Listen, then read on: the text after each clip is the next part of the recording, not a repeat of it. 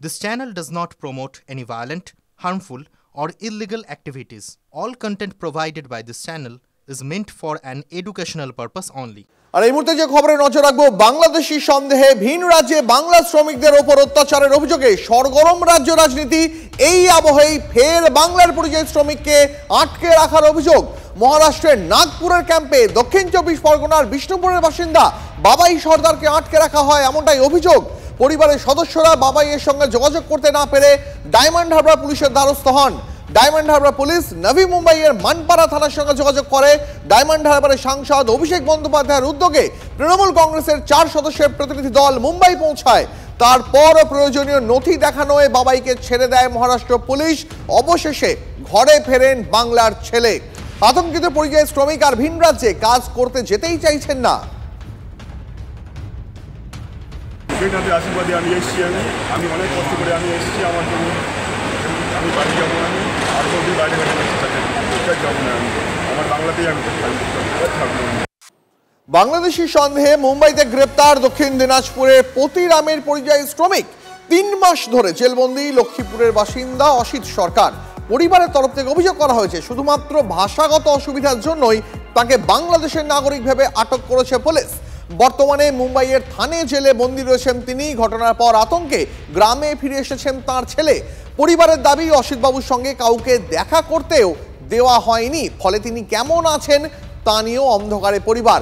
3 মাস ধরে পতিরাম থানা, স্থানীয় পঞ্চায়েত এবং প্রশাসনের কাছে দফায় দফায় সাহায্যের আবেদন জানিয়েও এখনো পর্যন্ত স্বামীর মুক্তির কোনো সুরাহা পাননি, এমনটাই অভিযোগ করেছেন তাঁর স্ত্রী।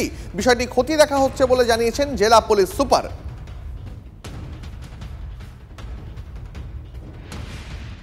বাংলাদেশি মনে করে ধরছে, পুলিশে ধরছে, এখন জেলে আছে। বাংলাদেশ কবে ছিল আমরা জানি না, আমি জানি না। আমার বিয়ে হয়েছে এখানে। এখন চাইছি আমার স্বামী বের করে দেখ, আমি এটাই চাই, আমি আর অন্য কিছু চাই না। পুলিশ আসছিল, পুলিশ আসে রেড মারছিল কোম্পানি কেমিক্যাল কোম্পানি, সেই জন্যে। তো ওখানে সবাক ধরে নিয়ে গেছে। নিয়ে যাওয়ার পর সবার আইডি প্রুফ দেখছে। দেখার পর বাবাকে জিজ্ঞাসা করছে কোথায় বাড়ি, বাবা বলছে বাঙ্গাল। এই কথায় ভুলে বাবাকে বাংলাদেশি মনে করে আটকে রাখছে। আর বাদ বাকি 7 জনকে ছেড়ে দিয়েছে, 2 জনকে আটকে রাখছে ওখানে।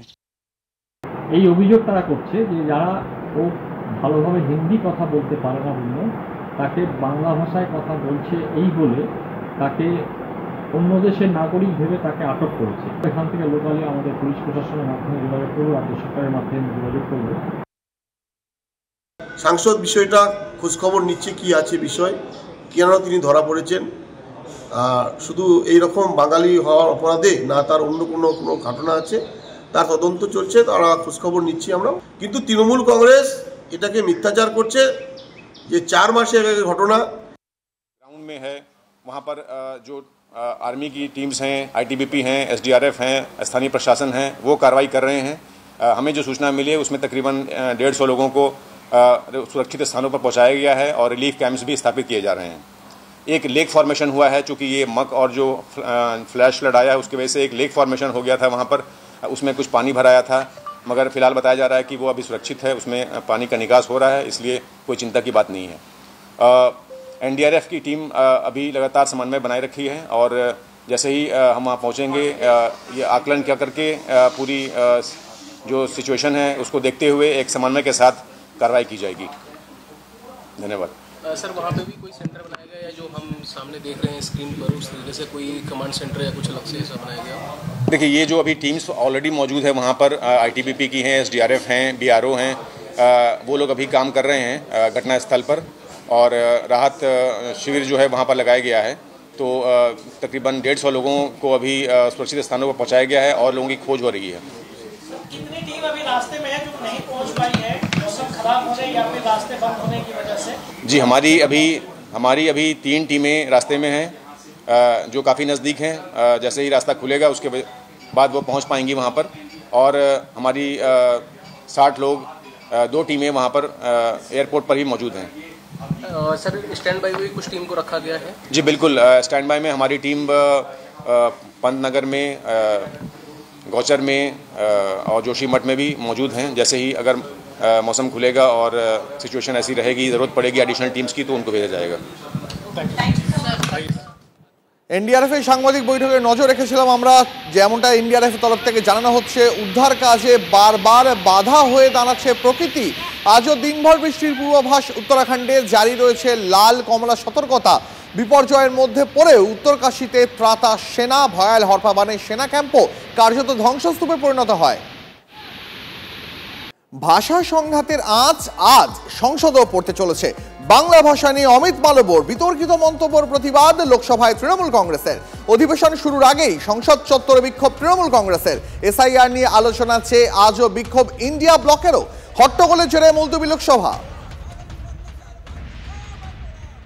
ভাষা সংঘাতের আজ সংসদেও বাংলা ভাষা নিয়ে অমিত মালব্যর বিতর্কিত মন্তব্যের প্রতিবাদ লোকসভায় তৃণমূল কংগ্রেসের তরফ থেকে প্রতিবাদ জানানো হয়। অধিবেশন শুরুর আগে সংসদ চত্বরে বিক্ষোভ তৃণমূলের। এসআইআর নিয়ে আলোচনা চেয়ে আজ বিক্ষোভে ইন্ডিয়া ব্লকও। হট্টগোলের জেরে মুলতবি লোকসভা। মালব্যর বিরুদ্ধে পদক্ষেপের দাবি তোলা হয়েছে তৃণমূল কংগ্রেসের বিরুদ্ধে। ভাষা সংঘাতের আজ সংসদেও বাংলা ভাষা নিয়ে অমিত মালব্যর বিতর্কিত মন্তব্যের প্রতিবাদ লোকসভায় তৃণমূল।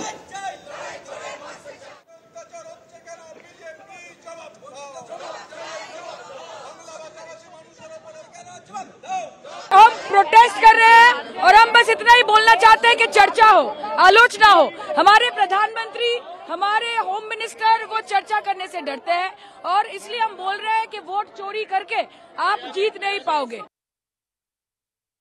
क्या है ना कि मास डिलीशन प्रोग्राम है, ये एसआईआर नहीं है, बेसिकली इंटेंसिव डिलीशन है।